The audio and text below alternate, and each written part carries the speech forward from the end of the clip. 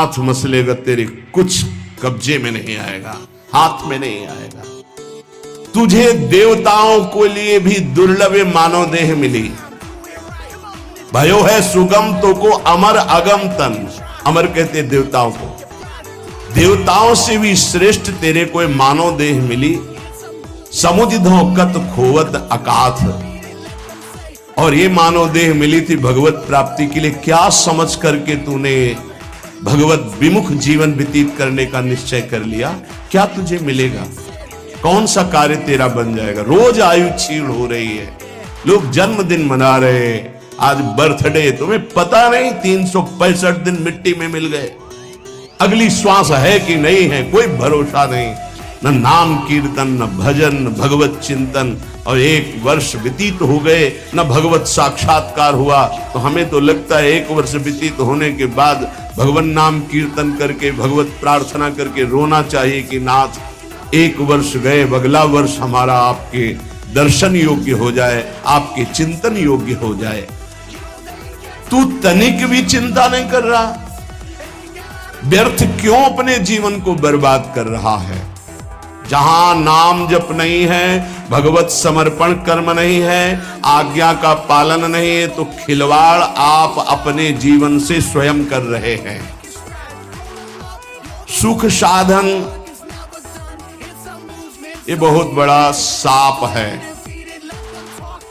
हमारी बात समझ में नहीं आएगी, लेकिन आपसे प्रार्थना करते हैं, जो साधक सुख सुविधा से भजन करना चाहता है वो भूल जाए कि वो भजन करेगा, भगवत प्राप्ति करेगा। दुख और असुविधा भगवत प्राप्ति के मार्ग पर ऊपर चढ़ाती है। सुख और सुविधाओं का भोक्ता कभी भजनानंदी नहीं हो सकता, कभी नहीं। हाँ, वृत्ति भगवदाकार हो गई, अगर उसे सिंहासन में बैठाला जाए, महलों में रखा जाए, कोई फर्क नहीं पड़ने वाला। महलों में रखो चाहे झोपड़ी में वास दो, एक स्थिति होती है। अगर भगवदाकार वृत्ति करनी है तो एक सीमा में अपने जीवन को बांध ले। इतना आहार, ऐसे शयन, ऐसे अपने जीवन को बांध। विश्व में किसी भोगों की कमी नहीं है। जब तक भगवदाकार वृत्ति न हो तब तक सुख सुविधाओं को नहीं। भूम शयन वलकल वसन, जैसे शास्त्रों में वर्णन आता, तो चलो वलकल वसन की जगह कौपीनवंता खलु भाग्यवंता, मार्किन की कौपीन, मार्किन नीचे वसंग ढकने के लिए, आहार के लिए अल्पाहार, रात दिन भजन, भूमि शयन, जमीन में आसन लगा, चटाई बिछी। 50 साधक ऐसे हैं, उनके कमरे में जाओ तो कुछ है ही नहीं, एक चटाई बिछी हुई बस, एक अचला लंगोटी टंगी बस, वो भी तो साधक है। आहार जो श्री जी के द्वारा प्रदान हुआ आकाश वृत्ति से आता है। आकाश वृत्ति परम पवित्र निर्मल, जैसे आकाश का जल निर्मल होता है, ऐसे आकाश वृत्ति जो आ गया उसी से भरण पोषण हो रहा। याचना नहीं, संकेत नहीं, जो प्रारब्धवशात श्री जी की कृपा से आ गया उसको अपने उदर में डाला। राधा राधा राधा हमारा लक्ष्य है, मरना, जीवित मर जाए उलट आप में समा, यह दिलगिरी है। ये झांसे में मत पड़ो माया के, ये खा लो, ये पी लो, ये सो लो, ऐसा गद्दा, ऐसी कंबल, ऐसा स्वेटर, ये सुख सुविधाएं अभी नहीं, फिर बाद में जोई जोई प्यारो करे सोई मोई भावे। अभी जो आज्ञा है उसके अनुसार चलेंगे। क्या नहीं देने की चेष्टा की राका बाका जी को ठाकुर जी ने? नहीं चाहिए, आपका दिया हुआ भी नहीं चाहिए, आप चाहिए, सिर्फ आप चाहिए। चलो हमारी वैसी स्थिति नहीं है, तो जितने से हमारे प्राणों का पोषण होता, शरीर निर्वाह होता, बस। कह रहे सुख साधन हरि विमुख, 2 भाव। यदि हरि से विमुख हो तो सुख साधन तुम्हें जलाएंगे, चिंता शोक भय प्रदान करेंगे। दूसरा भाव, ये सुख साधन तुम्हें हरि से विमुख कर देंगे। सुख साधन हरि विमुख, 2 भाव है इसके। अगर हरि विमुख हो, सुख साधन है, तो जलते रहोगे, चिंता भय शोक मृत्यु इससे बच नहीं पाओगे। और अगर सुख साधन के भोक्ता हो तो हरि विमुख हो जाओगे, भजन में रुचि नहीं रह जाएगी। ये जीवन जो मिला है सोने के लिए नहीं मिला है, प्रभु प्राप्ति के लिए मिला है। उचित निद्रा, उचित शयन, ये भेड़िए की तरह बच्चों को डराने वाले विकार होते हैं, भगवत मार्ग के पथिकों को नहीं।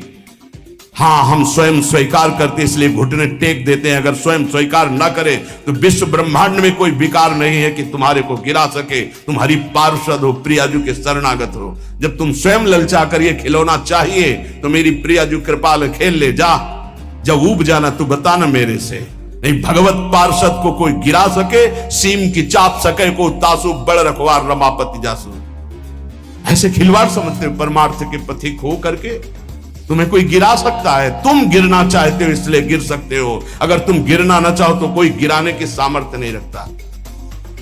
साधन विषय सेवन जितना है, दोनों अलग अलग मार्ग है।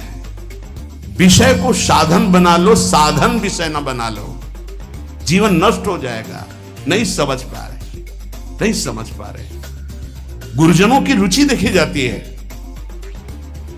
क्या रुचि? मन मन की रुचि जाने नहीं विधि अनुसार। अनुमति तो सब ले रहे हैं, आज्ञा का पालन कौन कर रहे हैं? आज्ञा एक बार होती है, ऐसे चलो।